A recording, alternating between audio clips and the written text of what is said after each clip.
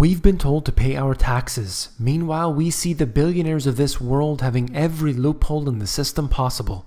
The wealthy have the best accountants and the people on the inside who can worm their way around the taxes and make them as minimal as possible. What if you could do the same techniques? You came here for the truth, so let me unveil that for you. Today, we are going to look at the taxation system and how there are so many loopholes you probably didn't even know about. They're not going to show you in the mainstream media. They're not going to tell you about this at your local accountant. You need to know the truth. That's what I'm going to bring to you today. I am not here to teach you or tell you to evade taxes. You must pay your taxes, okay, everyone? But if you choose not to, this is what some of the people are doing in order to get around the system that strangles us each and every single day. Now, I'm going to show you things from the US, from Canada, but it applies to most parts of the world. So you have to take what I'm using here and then do your own searches. Start with an online search, and maybe you need to call accountants, maybe you need to call your government offices and find out what it is about your city, state, province, country, whatever, that provides some of the similar things that I'll talk about today. Let's move on very quickly here. We're looking at this Provincial property tax incentive programs, okay?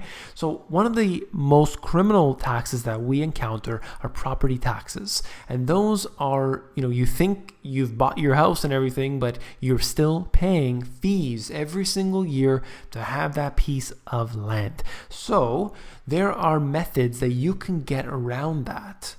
And so they have one that's in Ontario, as an example here.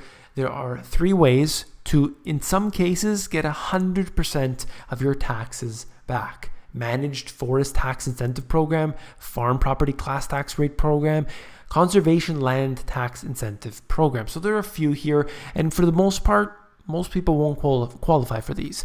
But in my idea, or my ideal scenario, you would be in an area where you have a nice big piece of land, where you have your solar panels, you're growing your own food, and you have your own area. Now, in that plot of land, you're going to have to pay property taxes for that, but not in this case. You see, there's ways around that. Maybe in this conservation land, you have a certain type of special thing that's on that piece of land. Maybe it's a river, maybe it's a pristine view, or a waterfall, or something else. Well, that may qualify you to get 100% of your tax back. If you look at the managed forest tax incentives, for example. By the way, just quickly, the farm, if you make just $7,000 for your farm that you have on your property, $7,000 a year, you are then eligible as a proper farmer and everything else, assuming all your paperwork's in order and everything else. You only have to pay 25% of your taxes. So if you make $7,000, which really isn't much when you think of how much produce you can produce with a small piece of land, you can do so with these farms, 25% tax. Managed forest tax. All right, so look at this. If you had a larger piece of land, almost 10 acres worth, you could qualify for this Managed Forest Tax Incentive Program. So you got a big piece of land, and they're basically saying that you are going to take care of this forest. You will monitor it, and any problems, whatever, that's on you, and you will get up to 75% of that tax you pay off. That's a huge discount when you think about that. You're only paying 25% taxes, and you have a nice big piece of land. You got, it's yours, and you can do what you want with it. So I think this is a great thing as well. This is just some small ideas, but I hope that you get the point there that some places of the world, they give you your property taxes back, or a large percentage. Now you're thinking, I live in suburbia. I live in a metropolis. I cannot do this. Well, as I said, in my ideal scenario, you'd be out somewhere a few hours north of the city, like this, for example. So I'm going up to, this is where cottage country is for those who live in Toronto, or one of the areas anyway. So I'm looking at an area just sort of south of Muskoka, which is where all the wealth seems to be for the cottage country, an area like Midland or somewhere in between there, you're looking at properties. The only thing I clicked on here was that it has to have acreage. Okay, so with acreage, all of these properties are available right now today. Now, it may not qualify for that 10-acre tax incentive, but some of them will. You can go through here and look at the prices you're paying. $200,000, $300,000, let's say, and you're getting properties with acreage. Yes, you're north of the city, but in my opinion, that's where you want to be in the first place. So you can reduce the amount you pay on a per month basis if you choose the right property. Imagine you found one that had a river that somehow did qualify for that tax incentive. You would have 100% of your tax back.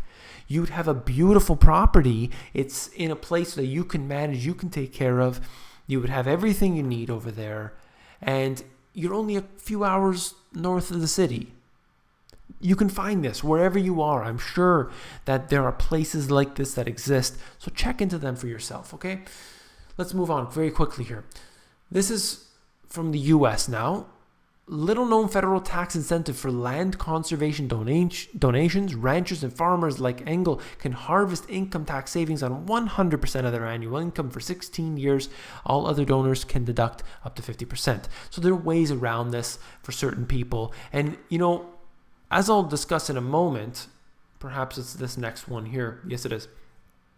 In Hawaii, your land could be designated as agricultural, and you don't need to be a farmer.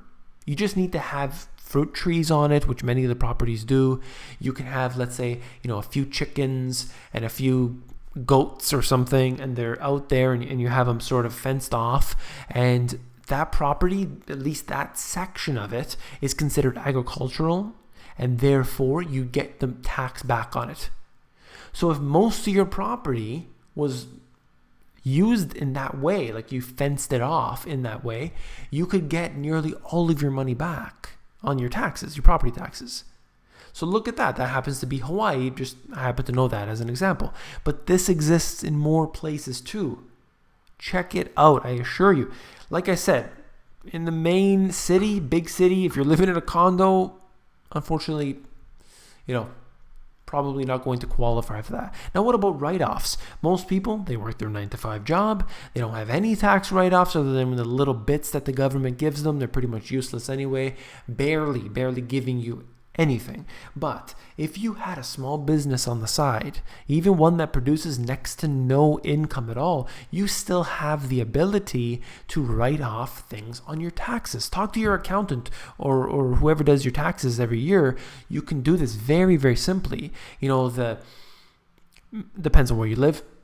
Your office space, what's designated as office space, that you would get back on your taxes. You would get back your car if you're using your car for your business that you do. You get any supplies that you're purchasing. Look, you're paying for your cell phone bill. That's a tax write-off. You're paying for your cell phone bill right now, but if you had a part-time business that you made $100 a year on, maybe you had you're an author, just like I am, you're able to write off your expenses. If I go to a print shop and get my books printed out, that's an expense. So therefore, I get to write that off of my expenses. If I hire somebody to do something for me, that's an expense. All of that's write-offs. So if you're working your 9-to-5 job and that's all you do, find a way to create a side business. And then I won't say anything, but I'll just say, and then take advantage of the scenario. All right? What about this? Residential renewable energy tax credit. If you have solar panels, you get tax back. There are even companies that will come to your house that will put the solar panels on your house, and anything over and above what the sun will produce, what you're using, they will basically take it from you, right? So you get the solar panels essentially for free, and you will get solar power. Now, anything extra, like I said, goes to them and not back to the company. So some of them you pay, and then you can actually sell your solar back to the electrical company, bringing it back into the grid.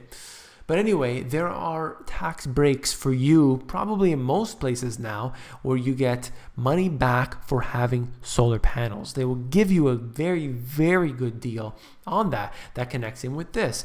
The electrical vehicle incentive program. This happens to be in Canada in this case, but what we're looking at here is money back on your electric car. If you drive an electric car, you get money back. If you're buying a Tesla, I think it's something along the lines of $14,000 or $16,000 that you would get back on that. So they actually give you quite a big chunk on your money back, depending on the car you're buying. For example, there are tax incentives. Look them up. Look up the state or city or province that you're in, and you will find it.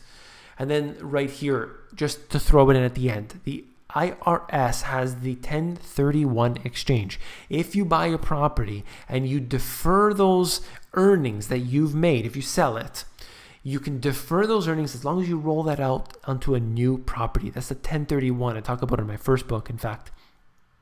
And that gives you the ability to basically permanently defer any money that you've been profiting from all those capital gains along the way. You would be able to do that. In Canada, it's a little different. If it's your primary residence, you do not pay taxes, capital gains tax, if you've been living there for a year. So a lot of people do that, and a lot of more people, I should say, find their way around that, which, that's a different story. But here are some examples that I hope you appreciated. I'll definitely be including all of this in a book at some point in the future that I'll be having to write an ebook. And I just hope that you enjoyed it. I hope you found it informative. I think that this is the type of information that people need to see, people need to hear. So I hope that you would share this. This isn't my normal content, as you know. So this is the type of thing that I've wrote about in my books too. So I don't really, I like to cover this type of stuff. I like to cover other types of stuff. I hope that it was informative. If so, please give me a thumbs up. Please share this on your Facebook, your Twitter, your Instagram, your YouTube, your Pinterest, your A to Z. This is the type of information people need to know because we are getting taxed to death. There's one thing that's certain, is that we are always going to have more and more taxes. Last but not least, if you want to check out my books, the first one is about the 4 asset classes and how to profit from them. I get into the 1031 Exchange Act in there, different assets and things you can get. Then in the second book, the latest book, it talks about tax incentives. It talks about reducing your monthly expenses, becoming self-sufficient, solar panels, and everything else. Flip through the books at Amazon. Links are in the description below. Take care.